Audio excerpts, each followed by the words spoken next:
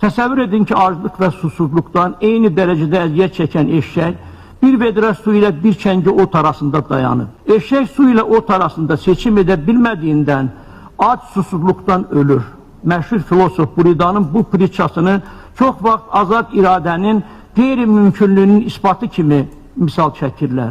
Ehsan Mühəvvədiyyanın, Joseph Borrell'in, Madame Messola'nın, Nancy Pelosi'nin, Michael Roth'un eyni cür danışmaları azad iradənin yoxluğundan xəbər verir. Problemləri budur.